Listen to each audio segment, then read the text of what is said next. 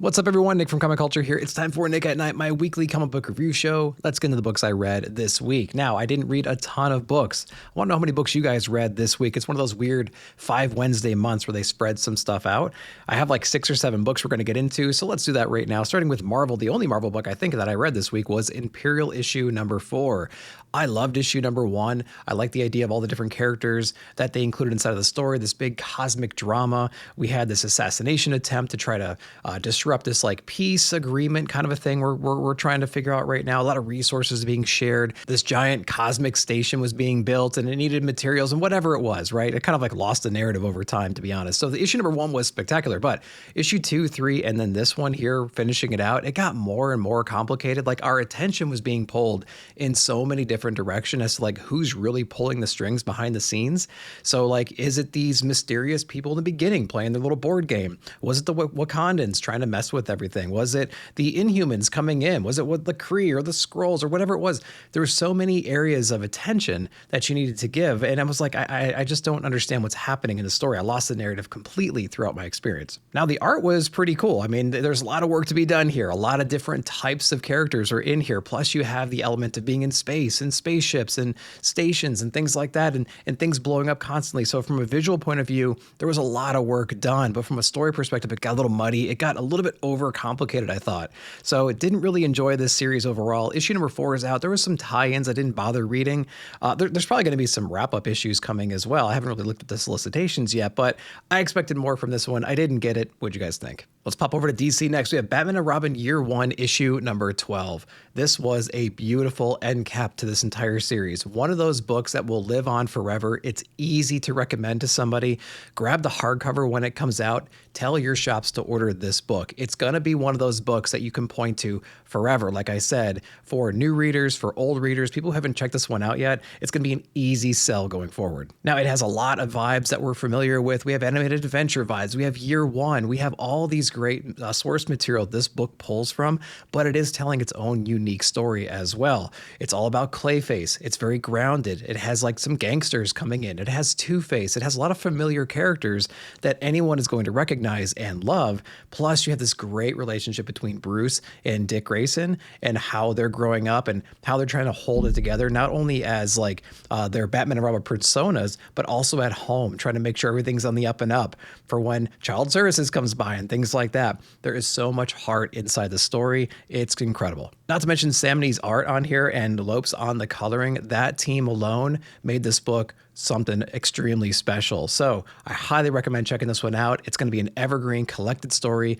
Again, you can pick up every single year and enjoy. It's brilliant. Let me know if you read it. Continuing DC, we have Absolute Batman Annual issue number 1. Got the Daniel Warren Johnson variant because it was awesome looking. So a lot of controversy around this book, but if you like Daniel Warren Johnson, if you want to see him to the extreme when it comes to Batman taking on some evil people, this is the book for you. There are so many great moments inside of here. Batman taking on a group of guys that are terrorizing another group, and it's everything you would expect from Daniel Warren Johnson. It has that heart. It has that violence to it. It has stuff that Daniel Warren Johnson had to get clearance on from the C-suite, and it was really amazing what he was able to do inside the story. He has a way of adding heart into his stories that nobody else can do. That's why I'm kind of scared for books like Transformers. When you change Daniel Warren Johnson, when you take him off of something, it's going to have an impact. How is it going to impact it? Well, you're going to lose that magic, that heart, that energy, and that vibe that he brings to every single title. We get all of that inside of here. Now, James Herron has the backup story in here, and it is incredible as well. The art's really crisp and clean. I really dig that. It focuses on some other characters in the Absolute universe, and I really dug both of the stories, but Daniel Warren Johnson really does execute perfectly inside the first one. Definitely check this one out. One of my favorite books of the month for sure. Let me know if you read it.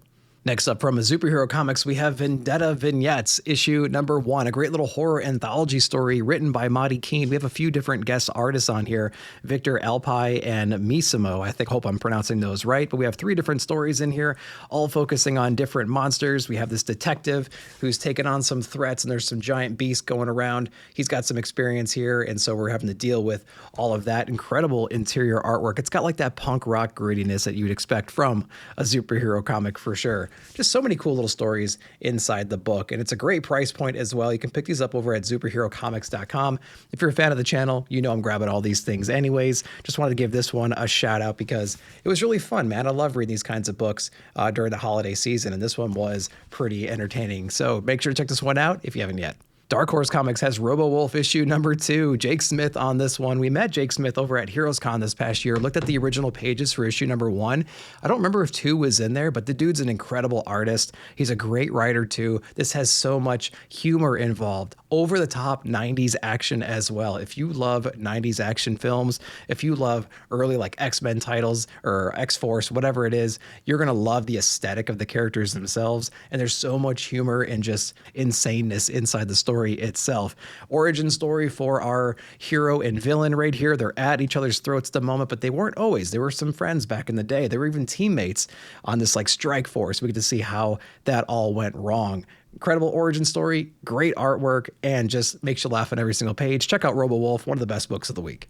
Next up is a TMNT annual. We have Porter and Shelfer on this one. I wanted to check it out because it was a slow week, and you know my feelings on what we're doing with the transition of the art team for the proper TMNT book. Going from Aaron and Ferreira to another team right now when we just got level set, we just got all of our turtles back together. They're functioning as a unit right now. Like, that's when I want a great known team to take it and run with it.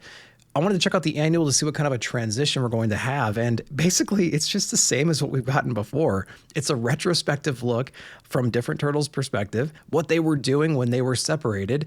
And there gives us no idea of like where we're going to go into the future. It was really a bummer. I kind of wanted a transitional issue between creative teams. I wanted to see what the next threat's going to be. Even though we have an idea of where we're going to go with that, I didn't want another look back. And that's exactly what we got here. Now, it's unfair for any artist to take over for Juan Ferreira, to be honest with you. So it didn't have that kineticness. It didn't have those speed lines. It didn't have that dynamic compositions that we're used to in the last 12 issues. So it's a little bit unfair to judge the art, but it's not exactly my style at the same time. So I did take a chance with this one. It didn't really do it for me personally. I'm interested to see what you guys thought and how do you feel about the creative shift? Are you going to keep reading it? Are you going to give maybe an arc or something like that to see what the vibe is? Let me know down below. All right, and lastly, from Titan Comics, we have Conan, Scourge of the Serpent, issue number 2. Jim's up on this one, and we have Gil on the art. So this is a really cool continuation of this 4-arc story. We basically have the serpents that are infiltrating all these different time periods. We have Null, we have Conan, and we have John over here too. They're trying to understand where they are and who is one of the serpents, you know? And so they're in their ranks. They're already embedded inside of their societies. They're just now realizing that and how dangerous that situation is. They have some tools of the trade that can help them through. They're also dealing with whatever issues they had at the moment too. So they're having to deal with just their day-to-day stuff, but now they have like this possession and this serpent thing to figure out as well. So I really love all those different perspectives, and I like flashing in different stories with different characters and seeing what they're dealing with at the moment. It's also a cool visual change too, because the time periods are totally different. Gil's artwork in here is extraordinary as well, man. We got these epic battle scenes. We got some more modern looks too. And we have the normal creepy crawly dungeons kinds of stuff happening in here. So it's a really interesting book. I like the idea behind it. I'm eating everything Conan right now. Jim Zub is doing an incredible job just curating the entire line at this point. I'm loving this book. It's no surprise. Let me know if you're reading it. All right, guys, like I said, it's a really weird week this month. So let me know what you guys read and what your favorite books of the week were down below. While you're down there, like, subscribe, share, hit that bell notification to be alerted whenever I put out new videos. Thank you so much. We'll see you in the comments.